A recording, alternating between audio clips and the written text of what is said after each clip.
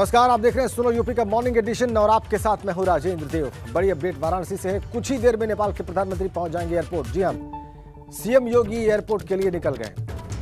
नेपाली प्रधानमंत्री की अगवानी करेंगे मुख्यमंत्री योगी आदित्यनाथ। नेपाली प्रधानमंत्री 6 घंटे तक आज काशी में रहेंगे और प्रधानमंत्री के साथ 40 सदस्यीय शिष्टमंडल आज वाराणसी पहुंचेगा नेपाल के प्रधानमंत्री के साथ। और बहुत महत्वपूर्ण ये दौरा 2014 के बाद हो रहा है।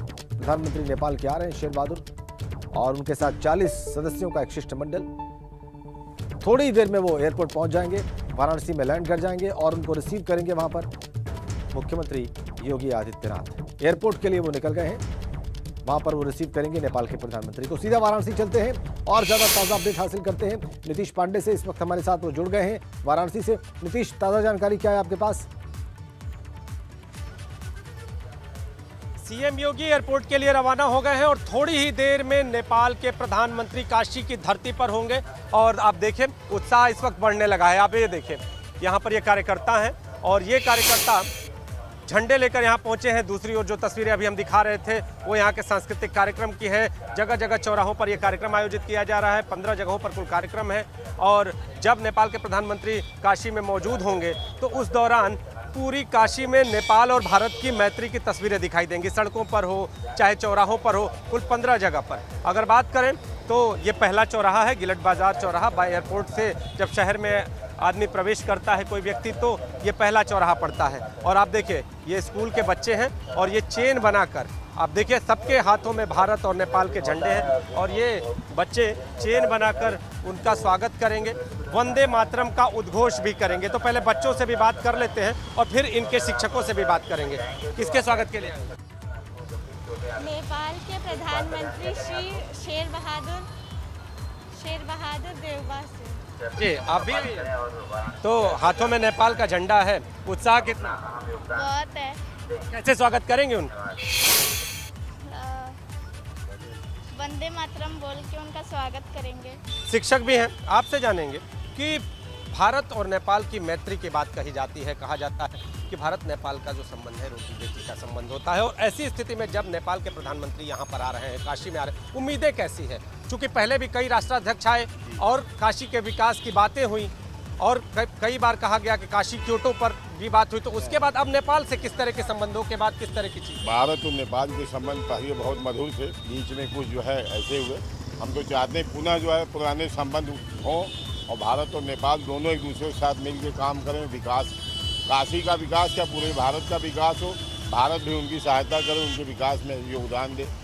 राजेंद्र जी, 40 सदस्यीय शिष्टमंडल नेपाल के प्रधानमंत्री के साथ काशी आएगा। सबसे पहले जब वो काशी में प्रवेश करेंगे तो होटल यहाँ पर ताज है, वहाँ पर जाएंगे और थोड़ी देर वहाँ विश्राम करके बाबा काल भैरव के मंदिर की ओर जाएंगे। बाबा काल भैरव के मंदिर में दर्शन करेंगे और फिर बाबा विश्वनाथ के धाम में जाएंगे।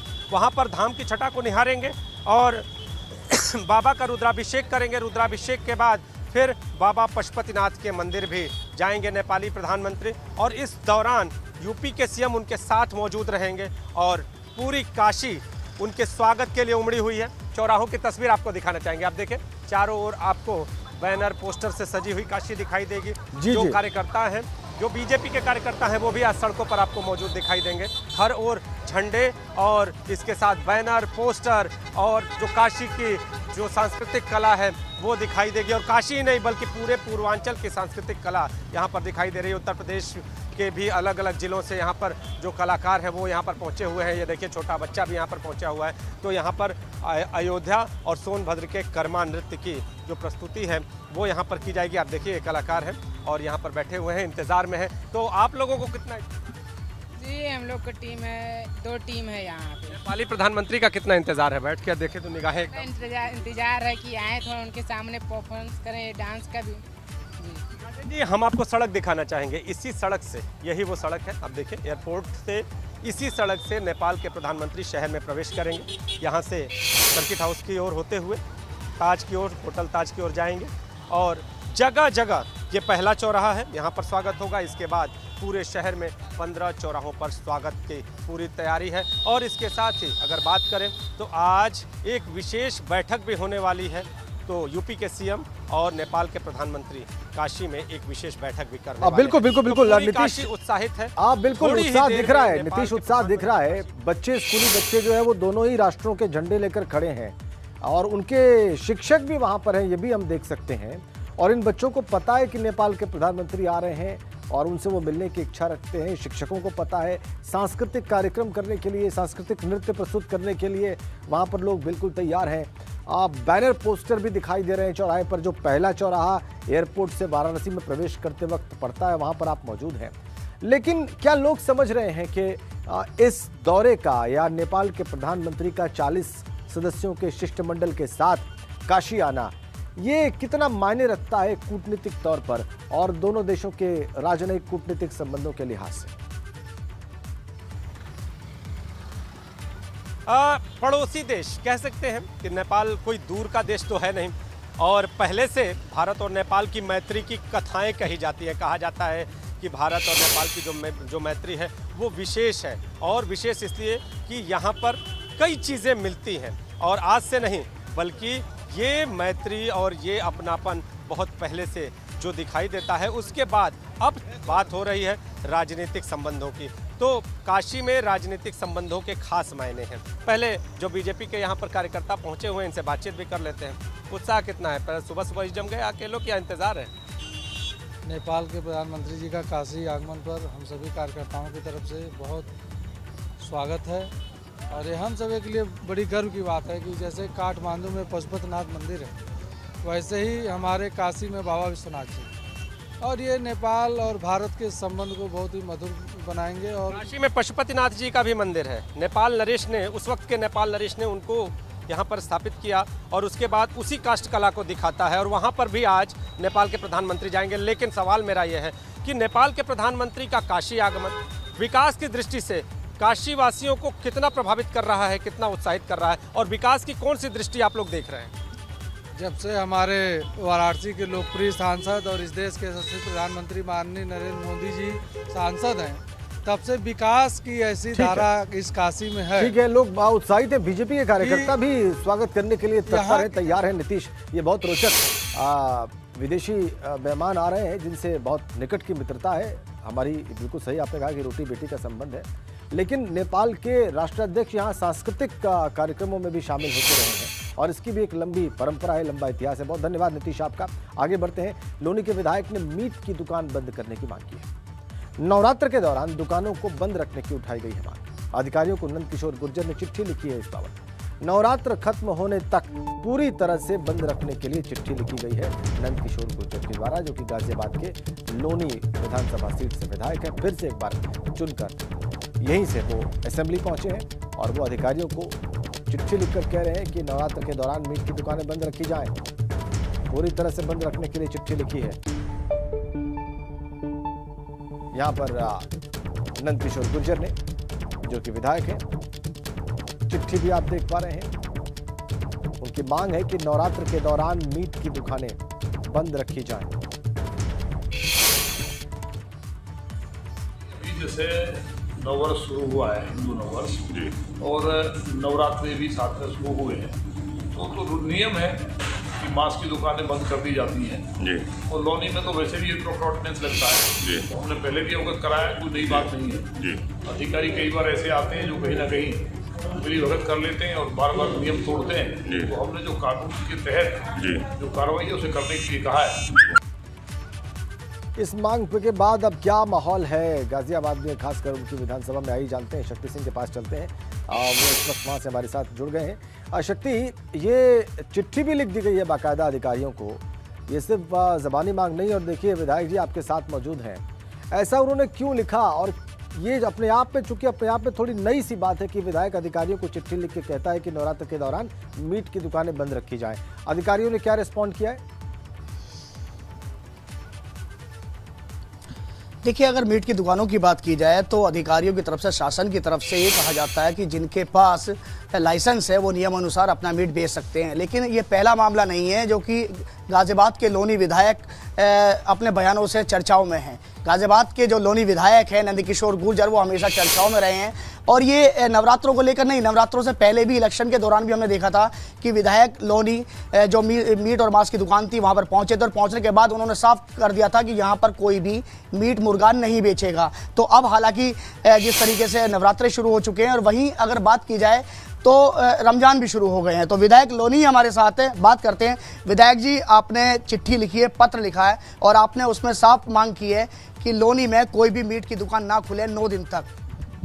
देखिए, ये दुर्भाग्यपूर्ण स्थिति है। मैंने 9 दिन के लिए नहीं कहा, मैंने तो हमेशा के लिए लोनी के अंदर मीट की दुकान नहीं खुल सकती, पहले भी कई बार बता चुका हूँ। और ये बयान की और चर्चा का विषय नहीं है। जो वहाँ एयरक्राफ्ट ऑर्डिनेंस लगता है उसके अकॉर्डिंग नहीं खुल सकता। मेरी चिट्ठी में पूरे गाजियाबाद जनपद की मैंने चर्चा की है। उसमें जहाँ ऑर्डिनेंस नहीं लगता, जहाँ प्रभावी नहीं है, जहाँ ऑर्डिनेंस से आच्छादित कोई एरिया नहीं है, उस एरिया में भी नवरात्रों में अपने आप ही, चिट्ठी की बात नहीं थी, मेरे पास बहुत सी शिकायतें आई कि हमारे यहाँ मंदिर के पास दुकान खुली हुई है। तो तब मैंने पत्र लिखा, और मैं अधिकारियों को उनको बधाई देता हूँ कि उन्होंने एक शानदार काम किया है। नवरात्रों में सारी दुकानों को बंद किया गया है, लेकिन जहाँ ऑर्डिनेंस लगता है, खासतौर से मेरी विधानसभा में, तो वहाँ मांस की दुकान नहीं खुल सकती। एयरक्राफ्ट ऑर्डिनेंस का उल्लंघन होगा अगर वहाँ दुकान खोली जाएगी। तो कई बार अधिकारी कहीं ना कहीं मिली भगत कर खोलते हैं, तो उनको बंद कराने का हम निर्देश देते हैं एक जिम्मेवार नागरिक होने के नाते। तो विधायक जी, जिस तरीके से चलिए नवरात्रे हैं, फिर रमजान भी अगर शुरू हो गए हैं, वहीं अगर बात की जाए गाजियाबाद की, तो गाजियाबाद में आजकल बहुत चर्चाओं में है, क्योंकि गाजियाबाद की जो मेयर हैं आशा शर्मा, उन्होंने भी एक पत्र लिखा, और पत्र में ये लिखा कि 9 दिन तक कोई भी मीट की दुकान ना खुले। लेकिन फिर उन्होंने अपने ही पत्र वापस लेते हुए, उसमें संशोधित करते हुए ये कहा कि नियम अनुसार। तो कहीं ना कहीं पहले ये कहना कि दुकानें नहीं खुलेंगी, फिर वापसी संशोधन करना, तो कहीं ना कहीं ये कुछ ऐसा नहीं लगता कि इससे सांप्रदायिक जो माहौल है थोड़ा सा कहीं गड़बड़ा सकता है, बिगड़ सकता है, क्योंकि रमजान भी अब आ चुके हैं? नहीं, इसमें सांप्रदायिक माहौल की बात ही नहीं है। ये तो एक परंपरा रही है, पूरे देश के अंदर रही है। हिंदू मुस्लिम मिलकर के इस देश में त्यौहार मनाते थे, लेकिन अब कुछ दिनों से कुछ जिहादी लोग, जो कट्टरपंथी लोग हैं, उन लोगों ने बिना वजह का डिबेट का विषय बनाया है। पूरे समाज में आप देख रहे होंगे, गाजियाबाद में आप लोगों ने भी, कुछ और दूसरे चैनल्स में भी लोगों के व्यूज लिए हैं। सब ने कहा कि नहीं, हिंदू भाई जो हैं उनका नवरात्रों का त्यौहार है, और जहाँ तक रमजान की बात है, तो अगर 4-5 दिन अब बचे हैं, उसमें अगर वो फ्रूट्स या दूसरी चीज़ खाएंगे या मांस की दुकान नहीं खोलेंगे, अपनी व्यवस्था कहीं बाहर से करेंगे जहाँ हिंदू भाइयों को भी तकलीफ ना हो, तो यही तो इस देश की पहचान है। आपस में जो सांप्रदायिक सौहार्द और सद्भावना है, वो इसी से बन सकता है। अब कोई ठीक है, विधायक जी का पक्ष आ गया सामने। मुझे नहीं लगता कि नवरात्रों में सामने आ गया। हमारे दर्शकों ने देख लिया कि विधायक जी क्या कह रहे हैं। नंदकिशोर गुर्जर की बात देहात भी लगता है, वहाँ भी मुस्लिम अपने आप बंद करते हैं, जहाँ मुस्लिम बहुल आबादी है वहाँ।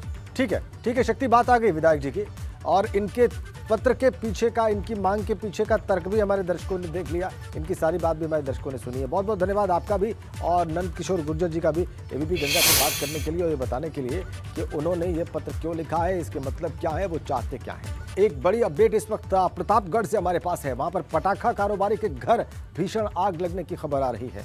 सिलेंडर में विस्फोट के चलते यह भयंकर आग लगी है। इस आग में बच्चे, महिलाएं समेत 5 लोग झुलस गए। 2 लोगों की जलकर मौत की खबर आ रही है। अफसोसनाक, गंभीर रूप से घायल लोगों को प्रयागराज रेफर किया गया है। 5 लोग झुलसे बताए जा रहे हैं। 2 लोगों की जलकर मौत की खबर है। ये देखिए, पटाखा फैक्ट्री में आग लगने के बाद ये आग लगी है। हादसे में 2 लोगों की जलकर मौत, 5 लोग गंभीर रूप से झुलसे हैं। प्रयागराज रेफर किया गया इलाज के लिए। आप देखिए विस्फोट कैसे हुआ जब पटाखा फैक्ट्री में आग लगी। आप साफ साफ देख और सुन सकते हैं। जो वीडियो आपकी स्क्रीन पर है, सिलेंडर में विस्फोट के बाद पटाखा फैक्ट्री में आग लग गई। भयावह धमाका हुआ। 2 लोगों की जलकर मौत। एक्सक्लूसिव और अफसोसनाक तस्वीर है। बहुत दुखद, ये बहुत भयावह और दुखद अफसोसनाक ये हादसा। सिलेंडर में पहले धमाका हुआ, उसके बाद पटाखा फैक्ट्री में आग लगी। जो गंभीर रूप से जले हैं, जख्मी हैं, उनको प्रयागराज रेफर किया गया है इलाज के लिए, और 2 लोगों की इस हादसे में मौत बताई जा रही है।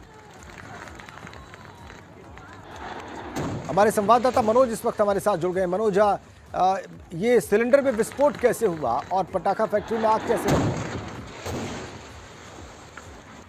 ये आपको बता दें कि शाम को पटाखा व्यवसायी के घर पे टाइल्स लगाने का काम चल रहा था, जैसा कि पुलिस द्वारा बताया जा रहा है। हालांकि अभी इस बारे में अधिकृत तौर पे बयान नहीं दिया पुलिस ने, लेकिन उसमें बताया जा रहा है कि टाइल्स लगाने का काम चल रहा था, और उस टाइल्स की कटिंग के दौरान चिंगारी निकली, जिसके चलते बगल में रखा पटाखे का भंडार था और उसमें चिंगारी जाने से विस्फोट शुरू हो गया और ये विस्फोट इतना बढ़ता गया कि इसमें घर में रखे कई सिलेंडर भी लगे, जिसके बाद पूरे इलाके में हड़कंप मच गया। लोग घरों को छोड़कर आसपास के लोग भागे कि क्या हो गया और देखते भारी भीड़ जमा हो गई। पुलिस को सूचना दी गई, जिसके बाद पुलिस भी पहुंची और 4 फायर ब्रिगेड की गाड़ियां मौके पर पहुंची। करीब 4 घंटे की मशक्कत के बाद आग पर काबू पाया गया। इस दौरान पूरी तरह से प्रयागराज अयोध्या हाईवे जाम रहा।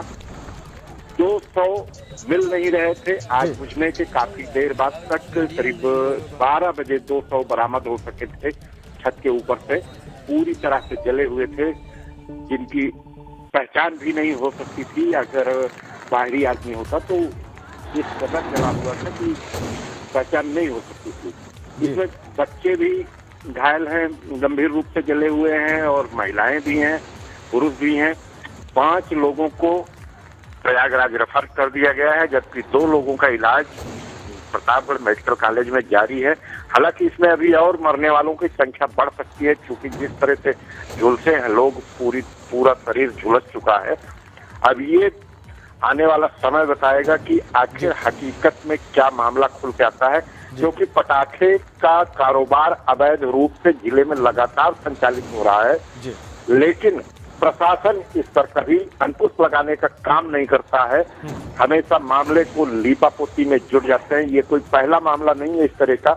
इसके पहले भी कोहड़ौर बाजार हो या प्रतापगढ़ का बेगमवाड़ इलाका, कटरा मेदिनीगंज, कटरा गुलाब सिंह, हर जगह विस्फोट में दर्जनों लोगों की मौत हो चुकी है, लेकिन प्रशासन संजीदा नहीं हुआ। ठीक है, आप कह रहे हैं अवैध पटाखा जो फैक्ट्रियां चल रही हैं वो एक बड़ा मामला है, एक बड़ी चुनौती है और प्रशासन उससे पार पाने के लिए गंभीर नहीं है।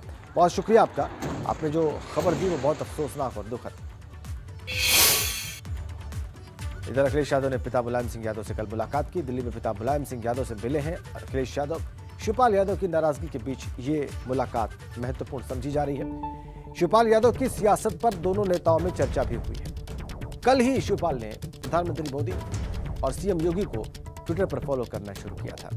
इससे पहले वो मुख्यमंत्री योगी आदित्यनाथ से उनके आवास पर जाकर मिल भी चुके हैं नाराजगी के बीच, और उन्होंने ये भी कहा है कि सही वक्त पर वो सही फैसला लेंगे और उसकी घोषणा भी करेंगे। लेकिन इनके बीच में ये मुलाकात है। भाजपा के आंगन में चाचा की चिड़िया।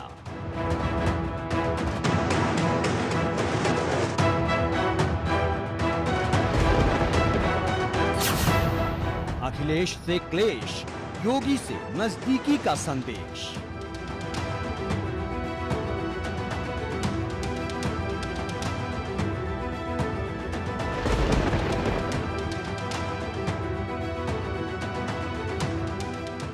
बहुत जल्दी समय पर सब बातचीत कर लेंगे और बोलेंगे। कुछ बड़ा सियासी फैसला लेने वाला सुने हैं? बहुत जल्दी समय पर आपसे बात कर लेंगे, बोलेंगे। 10 मार्च के बाद से चाचा का ये अंदाजे बयां उत्तर प्रदेश की सियासत में बहुत बड़े सस्पेंस का सबब बना हुआ है। लेकिन न अखिलेश से बढ़ रही दूरियां अब पर्दे के पीछे रही, न ही भाजपा से बढ़ती नजदीकियां। समाजवादी कुनबे में कलह का कोहराम अब सोशल मीडिया तक पहुंच गया। शिवपाल यादव ने प्रधानमंत्री नरेंद्र मोदी और मुख्यमंत्री योगी आदित्यनाथ को ट्विटर पर फॉलो कर लिया है। शिवपाल यादव पहले पीएमओ और चीफ मिनिस्टर ऑफिस के ट्विटर अकाउंट को जरूर फॉलो करते रहे हैं, लेकिन अब शिवपाल की ओर से इन दोनों के पर्सनल अकाउंट को फॉलो करने से अटकलों का बाजार और भी ज्यादा गर्म हो गया है। वो भी तब जबकि शिवपाल पहले सिर्फ 9 अकाउंट्स को फॉलो किया करते थे, जिनमें अखिलेश यादव और राहुल गांधी जैसे नेता शामिल हैं। अब आपको सिलसिलेवार तरीके से बताते हैं कि आखिर शिवपाल की अखिलेश से नाराजगी क्या है और क्यों वो इन बातों के चलते भाजपा के करीब बताए जाने लगे हैं।